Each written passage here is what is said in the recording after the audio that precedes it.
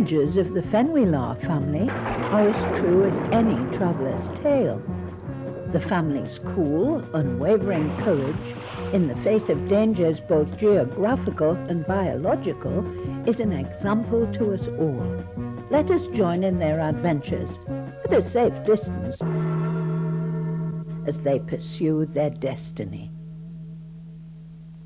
Our story begins in the little town of Saint-Rémy-sur-Deuil, where, since time immemorial, the Fenouillard family have been shopkeepers, taking great pride in their family motto, which reads, "You might just as well get it here as anywhere else." Hats and hosiery have always been the stock in trade of this long-respected line. The last representative of which is Mr. Agenor Fenouillard, who married Miss Leocadie, eldest daughter of Mr. Jacques Haas. The happy couple were to be blessed with twin daughters,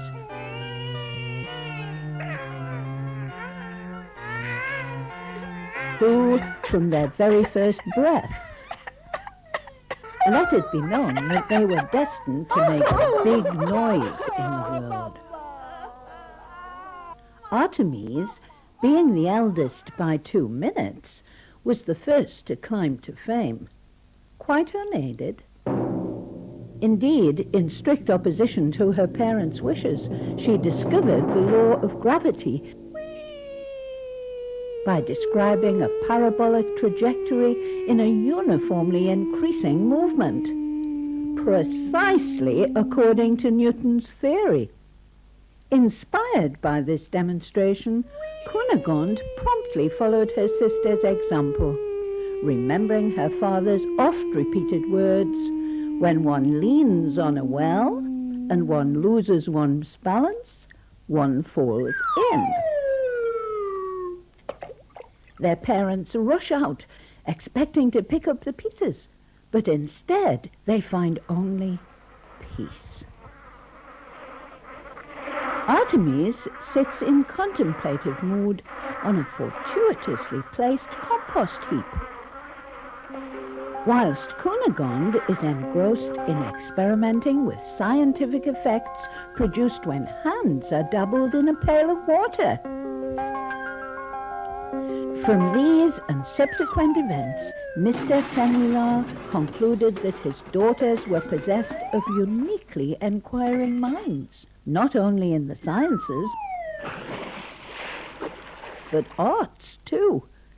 Indeed, every evening their father, now retired from business, would say,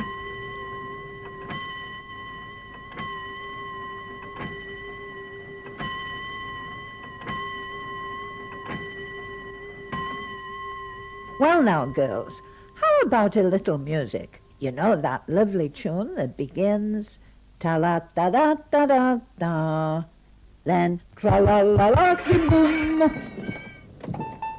Artemis and Cunegonde, as you will have gathered, were raised with strictest discipline and were only too happy to oblige.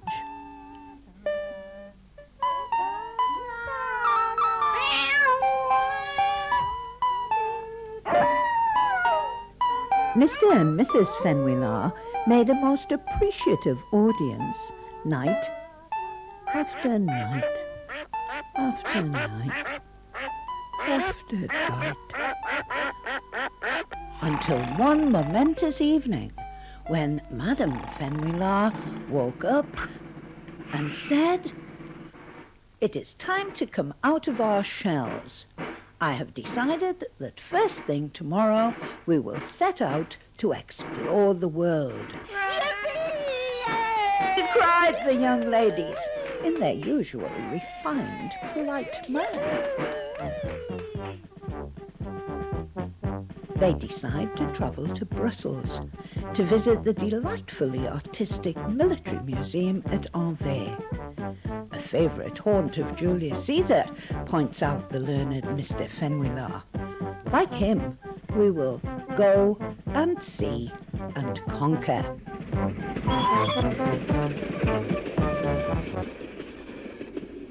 At the railway station, Mr. Fenouillard politely approaches a porter. "I'm sorry to disturb your rest, but would you be so kind as to tell me the time of the first train to Brussels?" "Look at the timetable," says our public servant.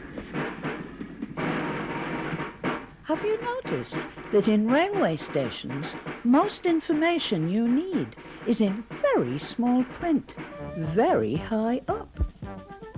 The Fenouillard family apply all their art and science to the problem.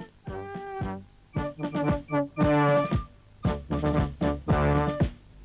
time of the first train to Brussels is... We shall never know the time of the first train to Brussels, as the porter, pushing a cart loaded with camembert cheese, has displaced Mr. Fenouillard's centre of gravity, after which he thoughtfully shouts, "Watch out!" Mr. Fenouillard decides to put his best foot forward and hurls an avenging cheese at the porter, planning to shout a helpful "watch out" once the cheese has found its target.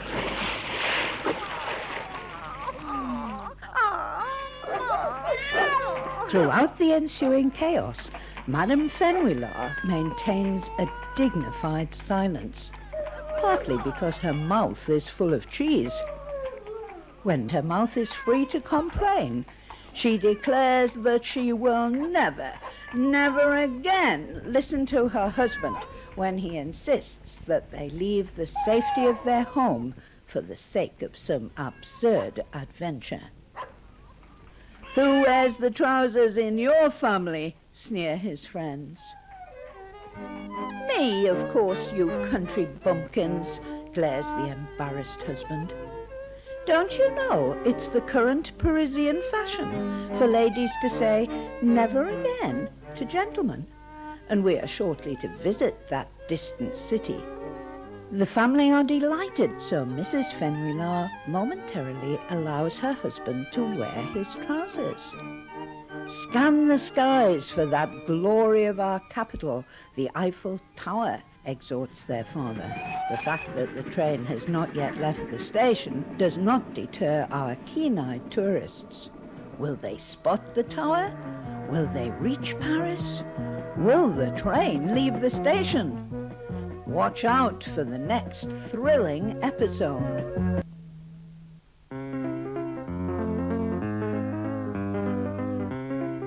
To prove to his sneering friends that he still wears the trousers in his household, Mr. Fenouillard leads his wife and twin daughters on a trip to Paris. He exhorts them to scan the skies for that scientific glory of our capital, the Eiffel Tower.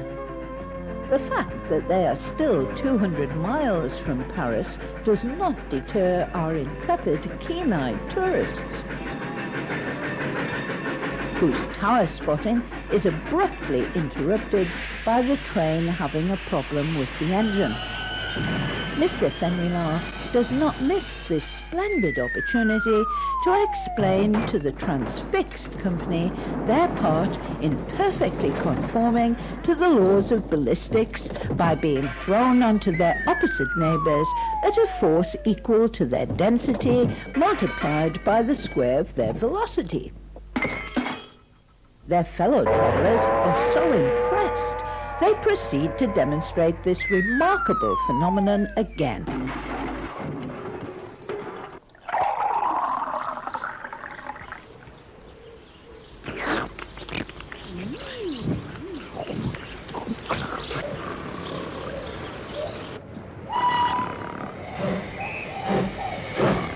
The engine takes French leave. As it goes, the rain comes.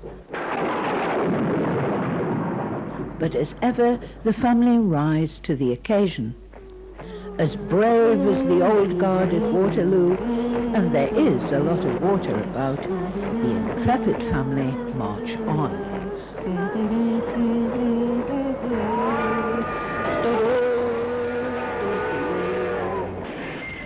You must walk on my tracks with that umbrella.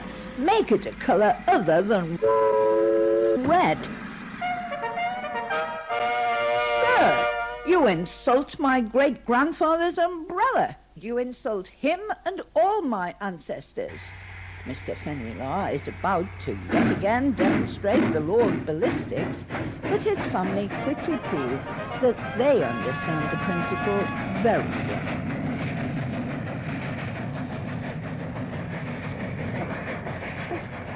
On arrival in Paris, our heroes have not seen the Eiffel Tower, but they have gained stiff necks. Be satisfied with what you have, even if it's not what you want. The first of many memorable sayings to come from Mr. Fenouillard. Discovering that all the cab drivers of Paris are off duty, our friends mistakenly join a guided tour party. The more the merrier. Second saying by Mr. Fenouillard. The more people, the less room you have. First and only saying of Mrs. Fenouillard.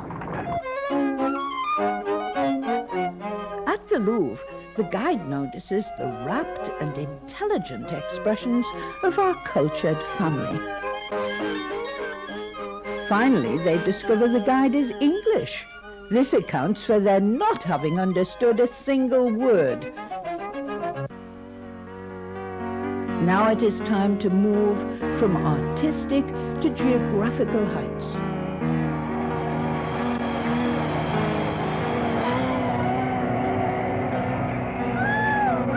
The whole of the future of the Fenouillard family now hangs by the seat of Mr. Fenouillard's pants. But for how long? Hang on, and all will be revealed in our next ripping episode. As always, Mr. Fenouillard, still wearing the trousers in his family, his wife and the delightful twins Artemis and Cunegonde are on top of the world, enjoying the sights of Paris with a wonderfully unobstructed view. Soon, a passer-by stops and views them. Then another, and another. The crowd is totally absorbed. A dog fight starts. The crowd at once disperses to observe this latest wonder. Meanwhile, at the Paris World Astronomy Conference, all eyes turn to this unidentified flying object. Their brilliant minds soon deduce that it is a long-tailed meteor, and at once they set about calculating its flight path for the next 1,000,000 light years. Mr. Fenouillard calculates that the limit of resistance of his trouser seat is about to reach 0. The tail is gone! At once the experts embark upon new calculations. What goes up must come down, quotes the intrepid Mr. Fenouillard. The guard cannot work out how something that came down never went up. Each member of the family search for a cab. 4 arrive together. Is Mrs. Fenouillard to see her husband quartered? He saves himself by paying all 4 drivers, who trot off, as do our friends, to the station.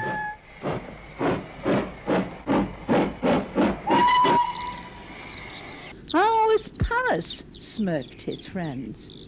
We had a high old time, thank you, replied our hero, but it was rather hard on the trousers.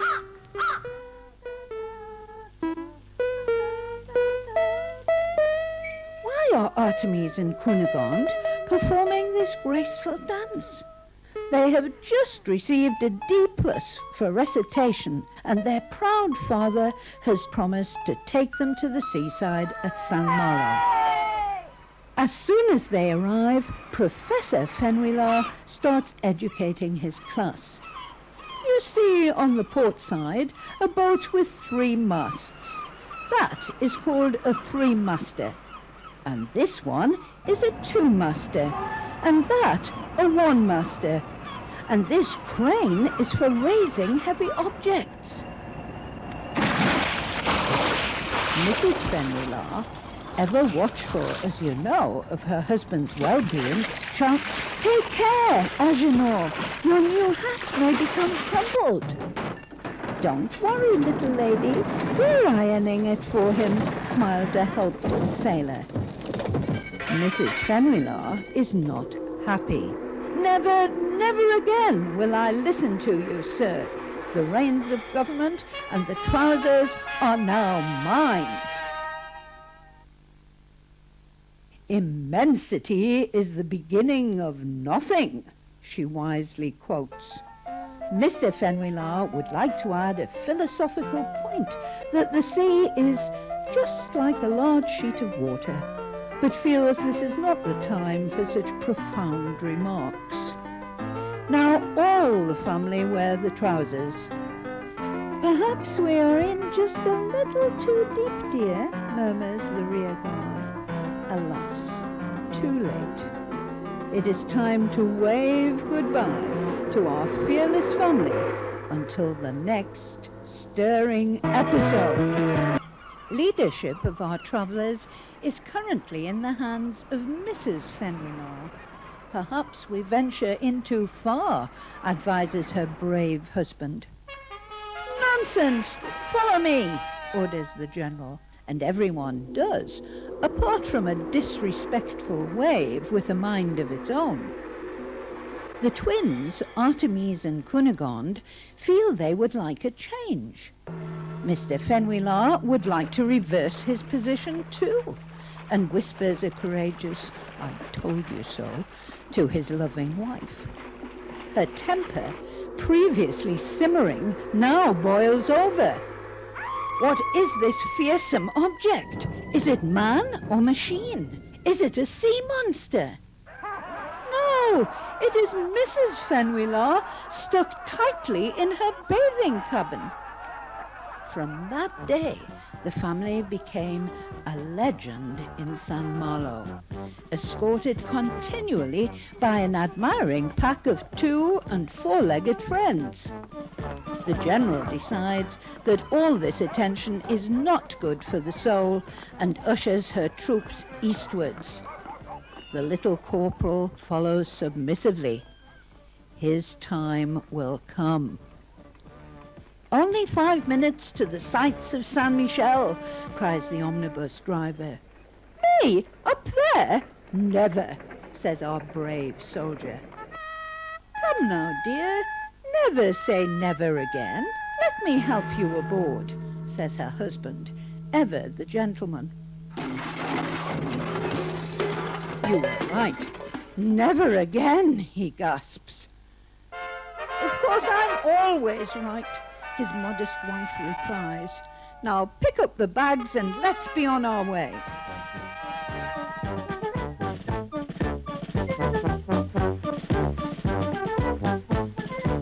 Hooray! We can see Mont Saint-Michel! Half an hour later, they can still see Mont Saint-Michel, but they appear to be no nearer to it.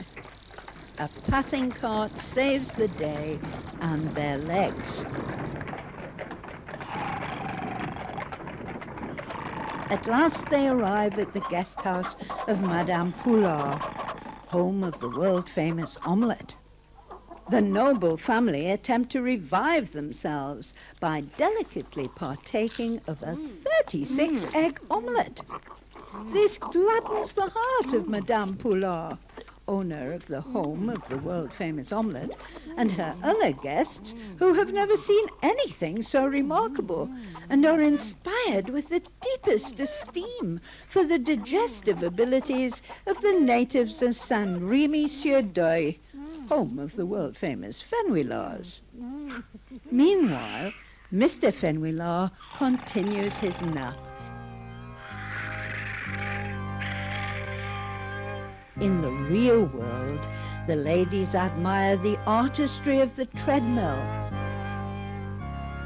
the space where the instruments of torture used to be, and the empty pit where inmates of Saint Michel prison rest in peace. They have lost their mother. They cannot find their father. We are orphans, brood the twins. How can they escape this foul fate? Watch out for the next cracking episode. Mont Saint-Michel has a wild and terrible history. The latest chapter unfolds on the lone Artemis and Cunegonde. No mother, no father. They are orphans. What is to become of them? Of course, they can tuck into a comforting supper provided by Madame Poulard, owner of the guest house of the world-famous omelette.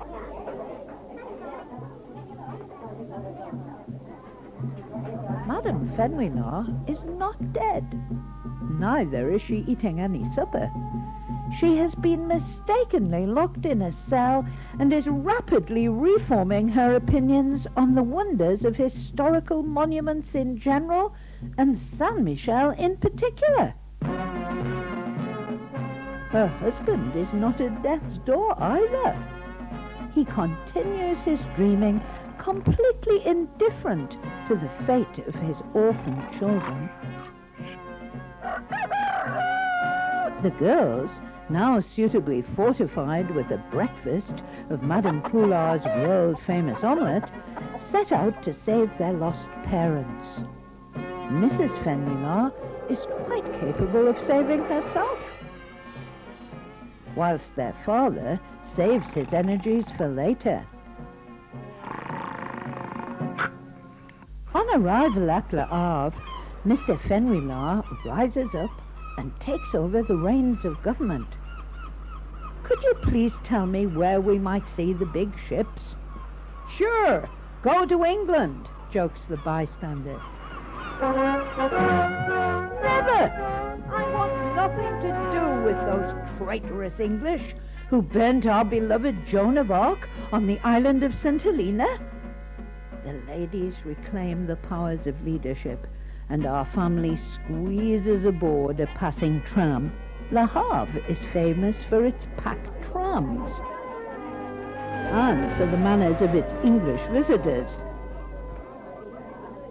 Mr. Fenouillard sees that his time has come. Get up at once, you filthy Englishman, he roars politely. No, thank you, that worthy replies. I am really quite comfortable here. Handsome in his anger, Sir Agenor fights for his lady's honour.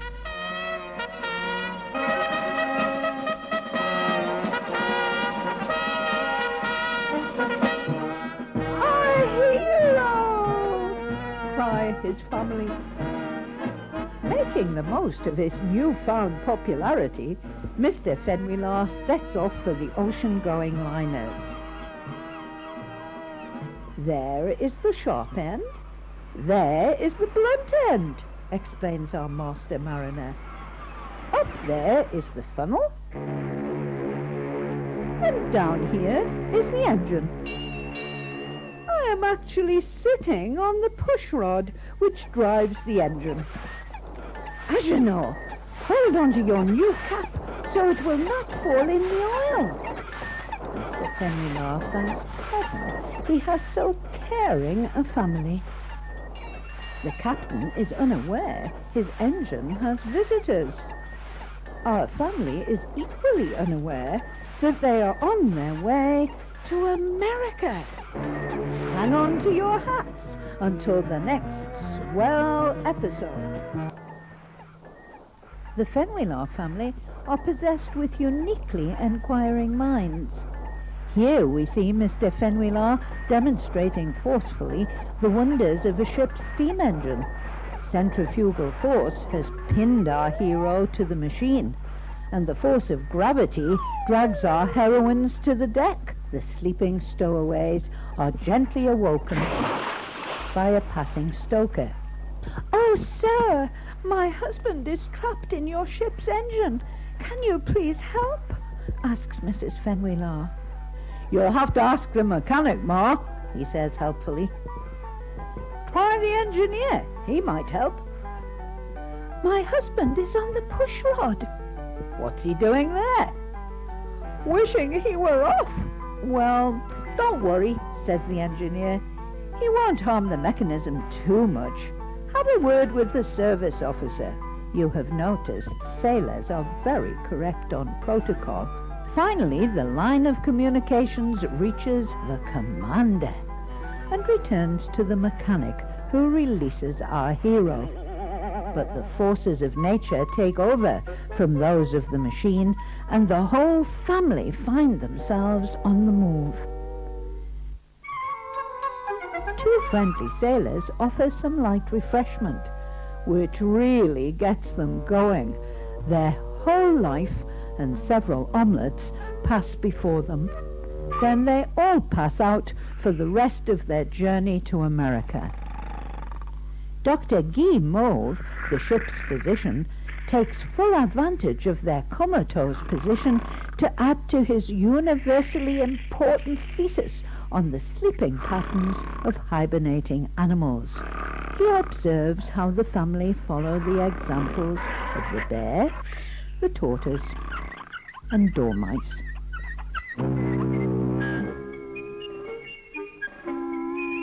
At last, our travellers arrive in the land of the free. Rather disappointed to find that all Americans are not millionaires and are just people like everyone else. Mr. Fenouillard cheers up his family by reminding them that they are standing on the classic land of liberty and freedom, the modern refuge of true democracy. "Hooray for Blackson!" shouts our free-thinking family. "Cheers for Fumisty! Blackson! Fumisty! Blackson! Fumisty!" So the political debate continues, everyone expressing their opinion in a thoughtful, caring fashion. "Long live Blackson! Hooray for Fumisty!" Classic land of liberty. "I despise you," roars our disillusioned freedom fighter. "I shake your dust from my shoes. We take the next train out. Anywhere."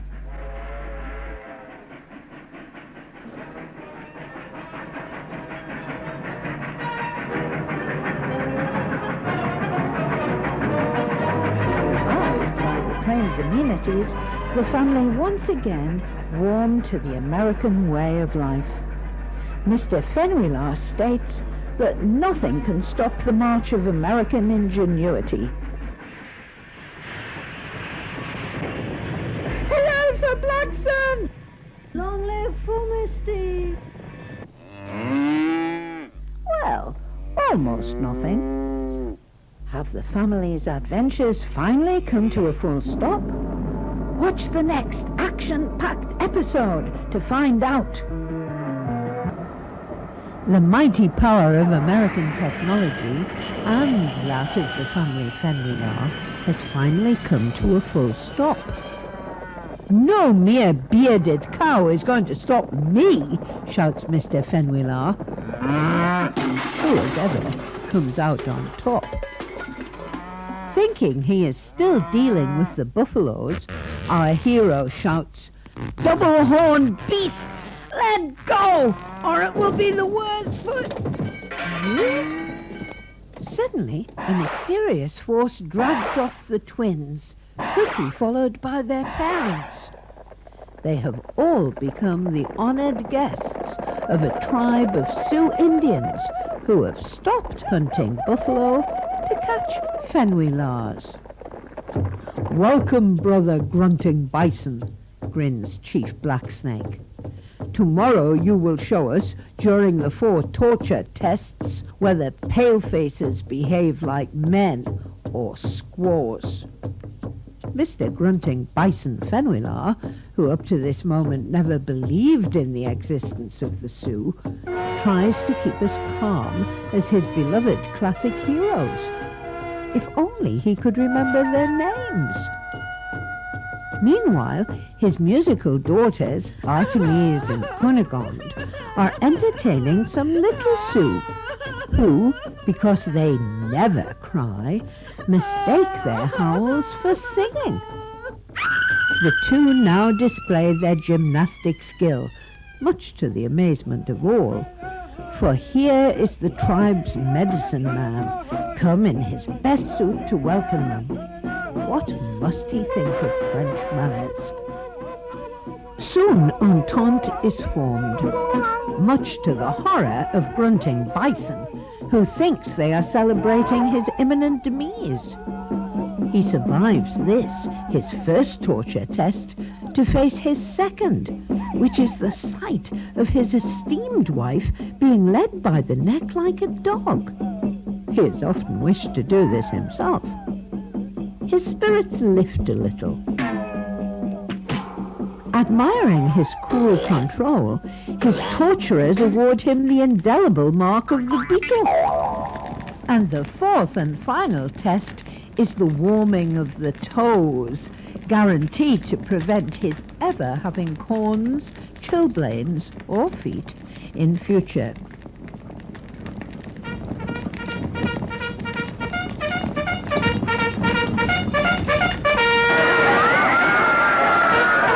These enjoyable festivities are brought abruptly to a close by a passing troop of upholders of the peace, who, for once, grunts Mr. Fenouillard, have arrived on time. Hooray for Blackson! Long live Fru Misty!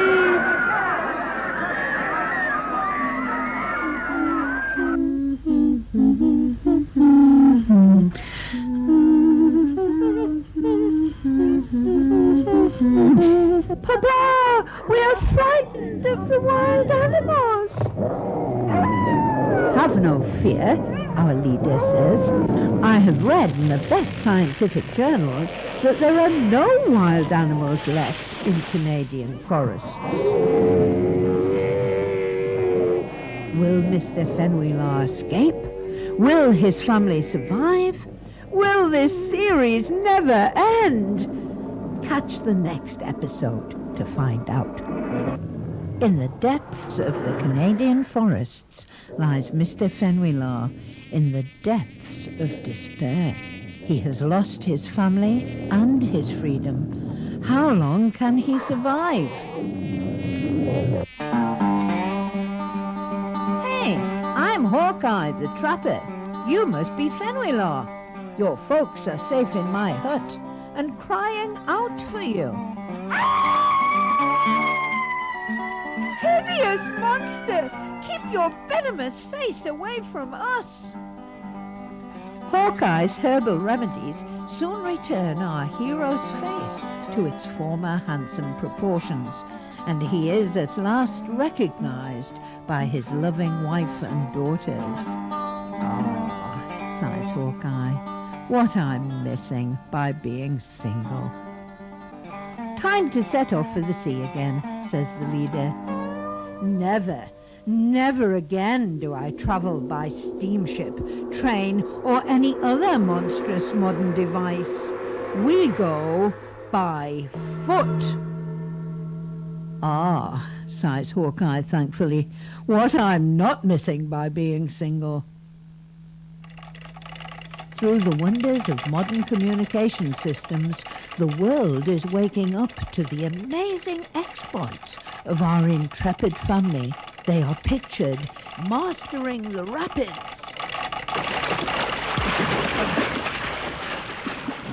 gliding o'er the ice. Their sleigh is drawn not by huskies, but, by unlucky chance, a troop of dogs previously trained at the Paris circus. However, our seasoned travellers are never at a loss.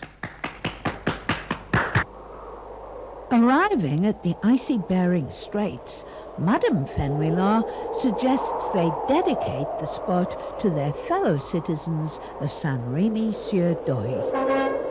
Mr. Fenouillard completes the formalities with a mini version of the traditional 101-gun salute.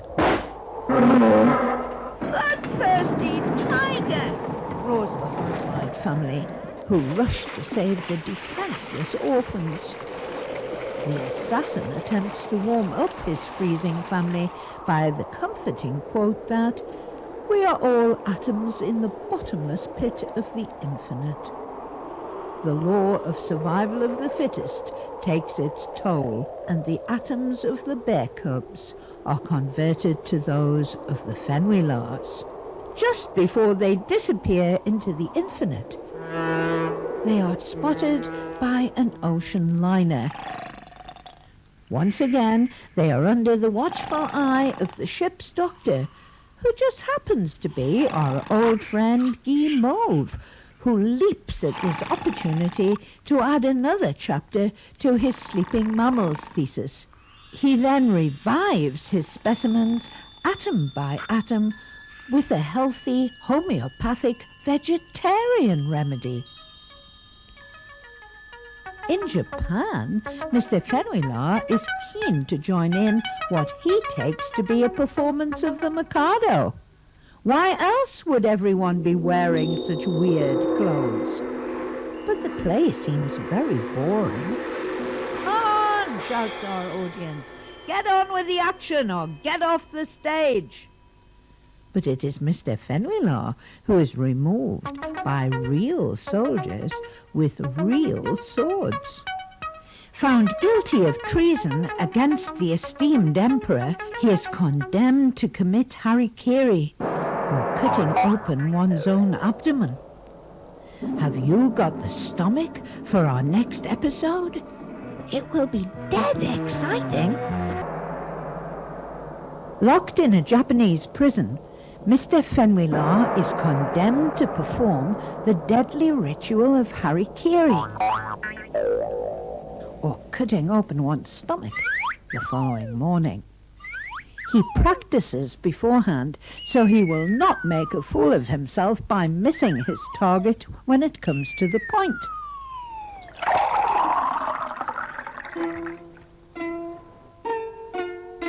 But he is not alone. His ingenious family are plotting his release. "Brave soldier, cheers," says Artemis. "Cheers, brave soldier," adds the witty Cunegonde, both entering into the spirit of the occasion. Fortunately, Japanese walls are very thin, and Mrs. Fenouillard is able to communicate to her husband. "Agénor, it is I, your wife, Leocadie." "Remarkable," cries the condemned man. "I can understand Japanese." As the pale Hecate, moon for those ignorant of mythology, rises in the dark azure of the Orient, we see four noble shadows gliding silently through the night. Classic examples of daughterly devotion and alcohol abuse.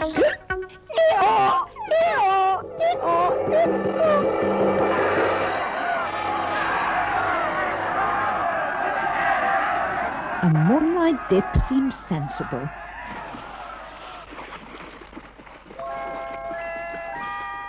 And when rose-fingered Aurora has opened the golden gates of the Orient to Phoebus, in other words, at sunrise, we find our family hanging on to the rudder of a British jolly boat.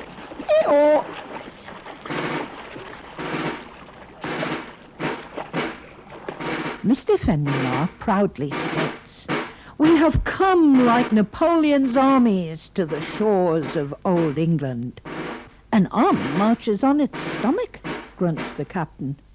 "You can be our ship's cook." Sadly, Mr. Fenouillard's cooking is not of the calibre of his oratory.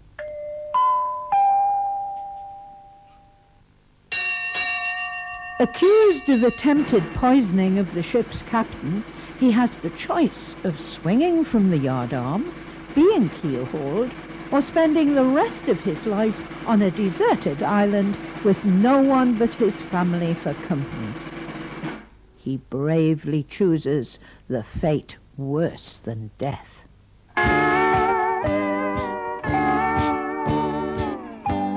Happily, our friends are not alone. The residents extend great hospitality towards them, as befits their station. "Oh, we are the chief dinner guests," grins Artemis. "Yes, they are weighing up how important we are," smiles Cunegonde. The perceptive Mrs. Fenouillard, ever on the alert, realizes they are not the main guests, but the main course.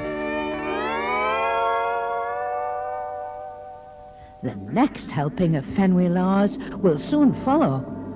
Bon appetit till then. A hospitable tribe of Pacific Islanders has invited our family to dinner as the main course. Mr. Fenouillard feels that it is only Christian to say grace and only polite to remove his hat. At once every islander bows before the beetle tattooed on his forehead. According to an old legend, a man with a sacred mark on his brow would come to be their king. Agénor the First. The climax to these solemn celebrations is to be the sacrifice of a shipwrecked prisoner who just happens to be our old friend, Dr. Guy Mauve. King Agénor exercises his royal prerogative, and the good doctor is ceremoniously placed in the royal hut. He at once takes this opportunity to add yet another chapter to his universally important thesis on the habits of hibernating animals in general, and the Fenouillard family in particular. He notes that the queen and princesses sleep like bears. "That's because they have royal bearing," chuckles Agénor the First.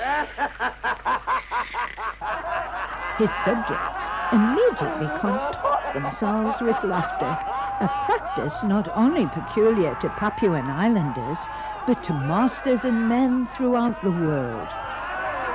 The joke spreads throughout the island, and volcanoes start to split their sides too. Convinced that this is a sign that the gods are not happy with their choice of monarch, they at once send him and all the royal entourage packing. "How civilized these islanders are," burbles ex-King Agénor the First.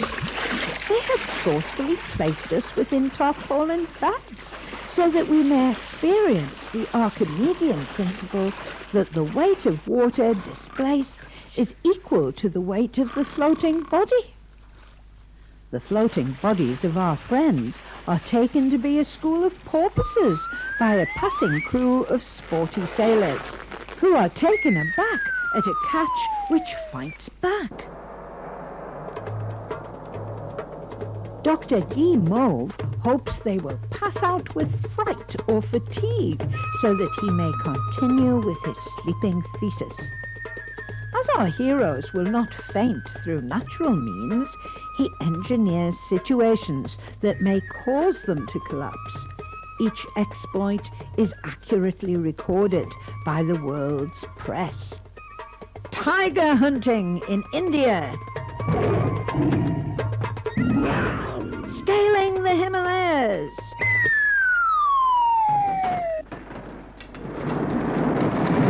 Discovering cuneiform writing.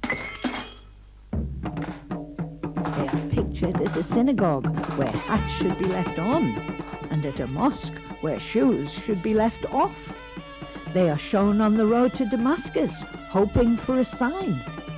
The only one is a sign of growth in the teenage twins. Or is it a sign of shrinkage in their clothes? In Egypt, they rise to dizzy heights, and look longingly at the way home. Can they make it? Dr. Mauve hopes they may drop off before they do. And they do. Have our family finally fallen? Try to keep awake for the next and final episode.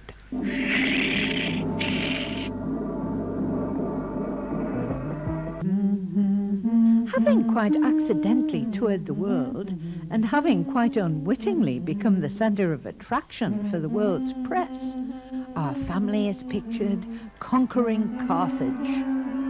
Much to the delight of their proud fellow citizens of Saint-Rémy-sur-Doye, who are preparing a glorious welcome for their famous family. Alas, our friends are not conquering, but collapsing. Never, never again will we see our beloved homeland, sobbed Madame Fenouillard and daughters. Never say never again, exhorts the indefatigable leader. Remember Julius Caesar at Waterloo and Napoleon at Trafalgar. Revived by these positive examples and the thought of Spanish cooking, our heroes fandango through Spain en route for Saint-Rémy-sur-Doye, where, due to the fact that the world's press have now moved on to report other tragedies, there is no news of our friends. Their fellow citizens now prepare a glorious funeral for their deceased heroes. In the middle of the celebrations, the mayor receives the message, "We arrive, Fenwell." The town quickly resurrects its welcome. The family are ecstatic to be homeward bound. Dr. Guy Mauve is not. The amazing capacity of the family for sleep would provide him with invaluable information for his world-famous thesis on the habits of hibernating animals. How can he keep them forever in his sight? He just happens to remember that he is also a native of Saint-Rémy-sur-Doye. Wake up, Fenouillard, to the fact that your daughters are now grown women and in need of husbands. I can supply the very same in the charming shapes of my two nephews, Anatole and Polydore. Showing due fatherly concern, Mr. Fenouillard whispers, "You have known these two young men for only 2 minutes. Are you happy that you should be wed?" "Oh, Papa," sighs Artemis, the elder by 2 minutes. Anador is my heart's desire. There is nobody like my Polydore," gasps Cunegonde. A perfect match. And so the glorious triumphal march begins to celebrate the heroism of our world travellers and the end of this series. For those not familiar with the dignitaries of Saint-Rémy-sur-Doye, may we name some for you. The Guard of Honour, the Hope of Saint-Rémy, a few doggies, the Band, the Fire Service, bicycle, other unions, the Sedative Academy, the Ladies' Choir, the Municipal Council, the Hope of Saint-Rémy continued, the Fiancé's Chariot, the Triumphal Carriage, long live the Fenouillards! And long life was theirs, and their children's, and their children's children. So we may say au revoir to this remarkable family, safe in the knowledge that we will never meet again. But then, one must never say never again.